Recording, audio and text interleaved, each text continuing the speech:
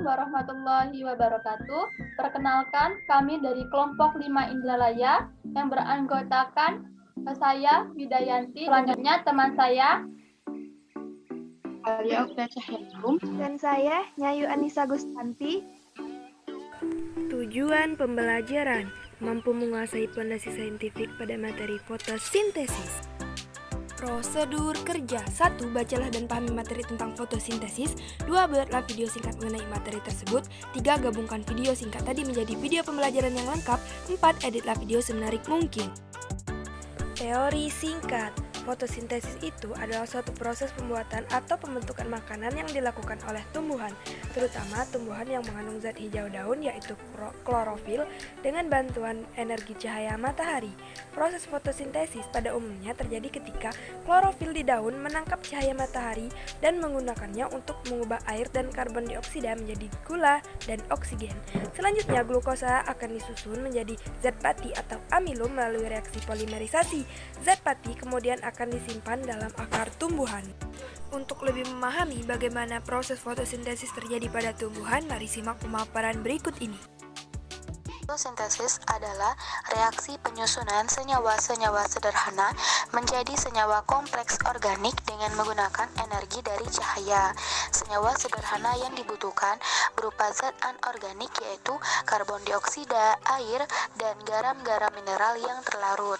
Sementara itu, senyawa yang dihasilkan berupa glukosa, oksigen, dan air. Fungsi penting cahaya dalam fotosintesis adalah 1. Mengangkut elektron dari H2O untuk mereduksi NAD+ menjadi NADPH. 2. Menyediakan energi untuk membentuk ATP dari ADP dan fosfat. Kloroplas sebagai tempat fotosintesis. Kloroplas terdapat pada semua bagian tumbuhan yang mengandung klorofil. Klorofil ini dibedakan menjadi klorofil A yang dapat menyerap cahaya merah dan biru ungu, serta klorofil B yang dapat menyerap cahaya biru dan cahaya jingga. Jadi, proses berlangsungnya fotosintesis melibatkan beberapa spektrum warna. Tidak semua spektrum warna bisa efektif digunakan dalam fotosintesis. Contoh spektrum warna yang efektif dan sesuai dengan serapan pigmen fotosintesis adalah spektrum cahaya merah dan juga biru. Nah, pigmen fotosintesis dibagi menjadi dua, yaitu klorofil A dan klorofil B. Kedua klorofil tersebut mampu membentuk suatu kelompok yang disebut fotosistem. Fotosistem dibagi lagi menjadi dua, yaitu fotosistem 1 dan 2. Mari kita lihat bagaimana kedua fotosistem bekerja sama dalam menggunakan energi cahaya untuk menghasilkan ATP dan NADPH, kedua produk utama dari reaksi terang. Nah, jadi cahaya menggerakkan sintesis ATP dan NADPH dengan cara memberi energi pada kedua fotosistem yang tertanam dalam membran tilakoid kloroplas.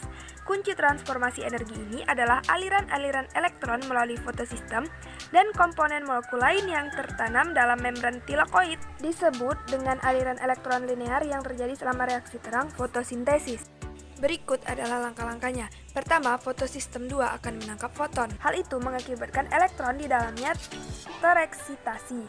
Nah, setelah itu terbentuk ion H+, elektron, dan juga O2. Kemudian, O2 akan dilepas ke udara. Selanjutnya, elektron hasil pemecahan molekul air masuk dalam fotosistem 1, lalu diterima oleh akseptor elektron. Keempat, elektron diangkut menuju kompleks sitokrom sehingga terjadi peningkatan energi. Energi tersebut digunakan untuk mengubah ADP menjadi ATP. Kelima, elektron dari sitokrom diangkut menuju fotosistem 1, lalu ke akseptor elektron berikutnya. Selanjutnya, elektron akan diterima oleh senyawa NADP. Hal ini mengakibatkan terikatnya ion H+ hasil fotolisis air oleh NADP. Pengangkutan elektron inilah yang disebut transfer elektron non-siklik. Lalu, diperolehlah hasil akhir dari reaksi terang yaitu NADPH, ATP, dan O2. Siklus Calvin adalah reaksi pembentukan glukosa melalui reaksi kimia yang mengubah karbon dioksida dan beberapa komponen menjadi gliseraldehid dan trifosfat. Prosesnya siklus Calvin tidak membutuhkan cahaya dan tempat terjadinya siklus Calvin tepatnya di stroma.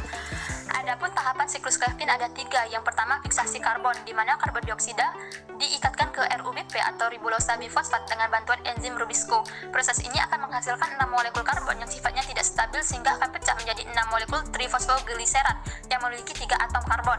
Tahap kedua yaitu reduksi. Untuk mengkonversi trifosfogliserat menjadi gliseraldehida trifosfat diperlukan NADPH2 dan ATP yang diperoleh dari reaksi cahaya. 6 molekul trifosfogliserat yang memiliki 3 atom karbon yang telah terbentuk pada fase 1 masing-masing menerima fosfat dari ATP sejumlah 6 sehingga akan terbentuk 1,3 difosfogliserat yang sebanyak 6 molekul.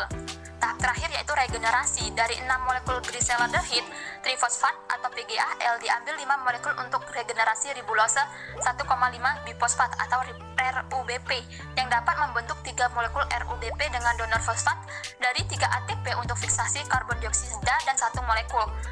Melalui 3 molekul karbon dioksida yang masuk ke dalam siklus akan dihasilkan 1 molekul gliseraldehida trifosfat. Dalam melakukan sintesis gliseraldehida trifosfat, per molekulnya membutuhkan 9 molekul ATP dan 6 molekul NADPH2. Dalam satu kali putaran, siklus Kelvin melepaskan 1 molekul gliseraldehida trifosfat, sehingga diperlukan 2 kali putaran siklus Kelvin atau 2 molekul trifosfat untuk membentuk 1 molekul glukosa. Kesimpulan, jadi fotosintesis adalah proses mengubah energi cahaya menjadi energi kimia. Kedua tahap fotosintesis dikenal sebagai reaksi terang dan siklus Kelvin. Reaksi terang dalam membran tilakoid memecah air, kemudian melepaskan O2, menghasilkan ATP dan membentuk NADPH. Sedangkan dari siklus Kelvin dalam terjadi di stroma, membentuk gula dari CO2, menggunakan ATP sebagai energi dan NADPH sebagai tenaga pereduksi. Sekian video pembelajaran dari kelompok kami, semoga bermanfaat.